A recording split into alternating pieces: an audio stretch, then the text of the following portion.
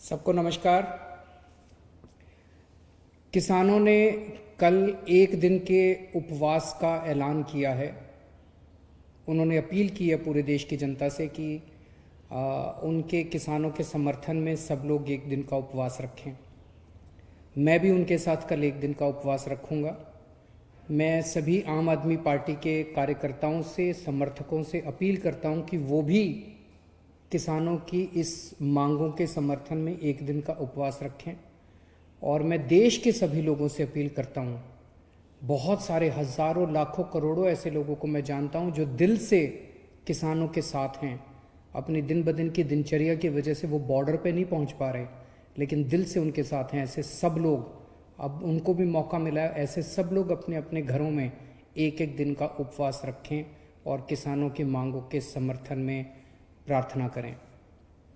मैं देख रहा हूं पिछले कुछ दिनों से केंद्र सरकार के कुछ मंत्री और भारतीय जनता पार्टी के कुछ लोग बार बार कह रहे हैं कि ये किसान देशद्रोही हैं, ये आंदोलन देशद्रोहियों का है, यहाँ पे एंटी नेशनल लोग बैठे हुए हैं।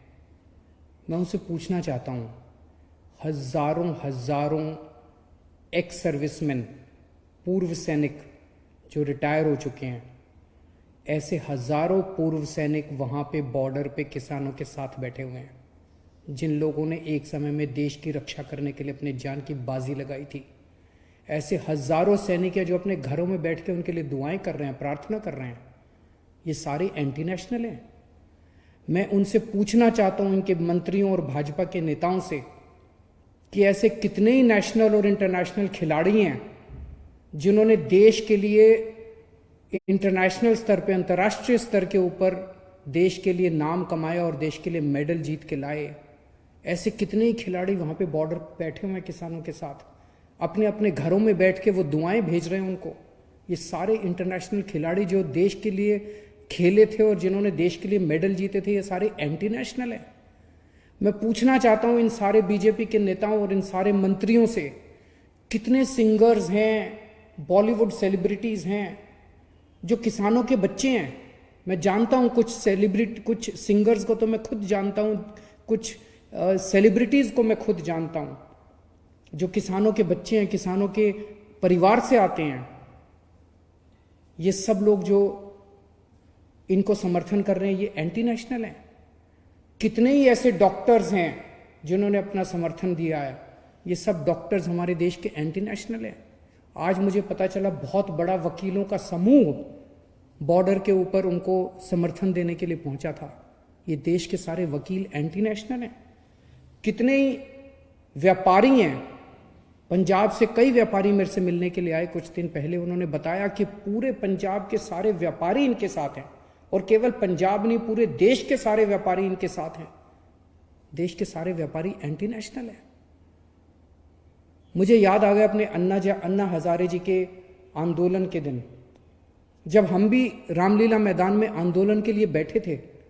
उस वक्त की कांग्रेस की सरकार भी तरह तरह के षड्यंत्र रच के हम लोगों के खिलाफ रोज अखबारों में और मीडिया में, टीवी चैनलों पे स्टोरी प्लांट की जाती थी कि ये गलत लोग हैं, ऐसे लोग हैं, एंटी नेशनल लोग हैं। जिस तरह से हमारे आंदोलन को बदनाम करने की कोशिश की जा रही थी उन दिनों में कांग्रेस के द्वारा, आज वही कोशिश किसानों के आंदोलन को बदनाम करने के लिए बीजेपी कर रही है और सत्ता पक्ष कर रहा है।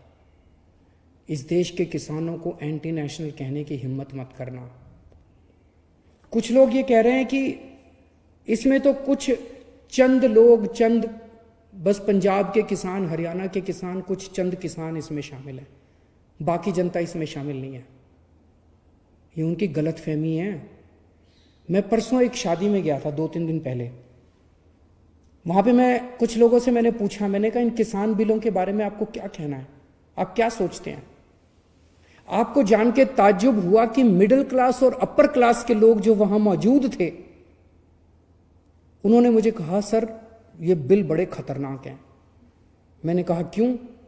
कहते सर इन बिलों में ये लिखा है कि अब कोई आदमी कितना भी अनाज जमाखोरी कर सकता है। अभी तक इस देश के अंदर जमाखोरी करना अपराध होता था। हर अनाज की एक लिमिट होती थी, जैसे मान लो चना है तो सरकार लिमिट लगा देती थी, भाई 10,000 क्विंटल से ज्यादा कोई, या जो भी लिमिट थी, इससे ज्यादा कोई चना अगर जमाखोरी करेगा तो उसके ऊपर मुकदमा चलाया जाएगा, उसको गिरफ्तार किया जाएगा, उसका सारा सामान जब्त कर लिया जाएगा। इस देश के अंदर जमाखोरी करना जुर्म होता था, क्योंकि जमाखोरी करने से कीमतें बढ़ती थी। अब जो केंद्र सरकार कानून लाई है, इसमें जमाखोरी करना अपराध खत्म कर दिया गया। अब जमाखोरी करना अपराध नहीं बचा है। अब कोई कितनी भी जमाखोरी कर सकता है, कितना भी सामान, कितना भी अनाज जमाखोरी कर सकता है। तो फिर तो जिनके पास पैसा है वो तो बहुत सारा अनाज स्टोर करके रख लेंगे अपने पास, बहुत सारा सामान अपना, बहुत अनाज अपने अपने गोदामों के अंदर स्टोर करके। फिर तो महंगाई बहुत बढ़ जाएगी। तो मुझे वो लोग कहने लगे, सर इससे तो महंगाई बहुत बढ़ जाएगी। कानून में ये लिखा है कि अगर महंगाई एक साल में डबल जब तक नहीं हो जाती तब तक जमाखोरी करने में कोई पाबंदी नहीं होगी। तो सर हर साल महंगाई डबल होती जाएगी। आज अगर 20 रुपए किलो गेहूं है तो इस साल 40 रुपए हो जाएगी, अगले साल 80 रुपए हो जाएगी, अगले साल 3 साल में 160 रुपए। ये क्या है? तो मैं ये कहना चाहता हूं कि कोई ये गलतफहमी में ना रहे कि इस कानून के समर्थन में केवल चंद वो किसान हैं जो बॉर्डर पे बैठे हुए हैं, वो भी हजारों लोग बैठे हुए हैं। इस देश का एक एक आदमी इन कानूनों को समझ रहा है, हर आदमी इन कानूनों को समझ रहा है और इन कानून की बारीकियों को समझ रहा है।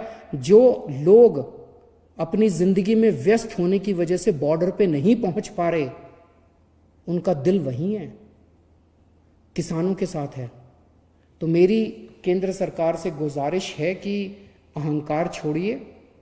अहंकार अच्छी चीज नहीं होती। सरकारें जनता से बनती है, जनता सरकारों से नहीं बनती। अगर जनता इन तीनों बिलों के खिलाफ है तो इन तीनों बिलों को तुरंत रद्द किया जाए और एमएसपी के ऊपर किसानों की फसलें खरीदने की गारंटी देने का बिल बनाया जाए। जितनी भी किसानों की मांगे हैं उन सारी किसानों की मांगों को तुरंत मंजूर किया जाए। नमस्कार।